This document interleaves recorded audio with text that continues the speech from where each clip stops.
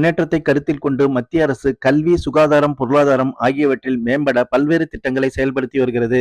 விழுப்புரம் மாவட்டத்தில் பெண்கள் சுயதொழில் புரிந்து வாழ்வாதாரத்தை மேம்படுத்த இந்தியன் வங்கி திறன் மேம்பாட்டு பயிற்சி மையத்தின் மூலம் தையல் கலை, செல்போன் பழுது நீக்குதல், மருத்துவ உதவியாளர் உள்ளிட்ட 60க்கும் மேற்பட்ட தொழிற்பயிற்சிகளை அளித்து வருகின்றன. கிராமப்புற பெண்கள் மேம்பட கருத்தில் கொண்டு அதற்காக 30 நாட்கள் பயிற்சியான தையல் பயிற்சியை தற்பொழுது இந்தியன் வங்கி நடத்தி வருகிறது. இத்திட்டத்தின் மூலம் பயிற்சி பெற்று தற்போது பயிற்சியாளராக தொழில் முனைவராகவும் உள்ள சிவரஞ்சனி கூறுகையில், சிவரஞ்சனி, இந்தியன் வங்கி சுய வேலைவாய்ப்பு மையத்துல நான் டைலரிங் டீச்சரா இருக்கேன். இங்க தையல் 30 நாள் க்ளோஸ் போயிட்டு இருக்கு. இந்த 30 நாள் கோர்ஸுமே நாங்க 1 இயர் கோர்ஸ் தான் நாங்க எடுத்துட்டு இருக்கோம். இந்த பயிற்சியின் மூலம் நாங்க லோனுமே கொடுத்து அவங்களுக்கு ஒரு தொழிலை நாங்க தொழில் முனைவரா ஆக்கிறதுக்கான பெரிய பங்கு எங்களுக்கு இருக்கு. பயிற்சி மற்றும் அதற்கான உபகரணங்களை மத்திய அரசு இத்திட்டத்தின் மூலம் இலவசமாக வழங்குவதால் பெரும் பயனுள்ளதாக பயிற்சி பெறும் பெண்கள் கூறுகின்றனர்.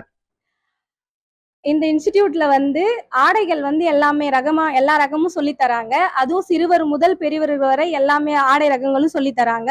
கவர்மெண்ட் எங்களுக்கு சொல்லி தரதுக்கு கவர்மெண்ட் மத்திய அரசாங்கத்துக்கு ரொம்ப நன்றி. இதை நாங்க முடிச்சிட்டு வெளியே போயிட்டு சுயமா ஒரு நாளைக்கு 1000 ரூபாய் அளவுக்கு நாங்க சம்பாதிக்க முடியுன்ற திறமையோட வெளியே போவோம்.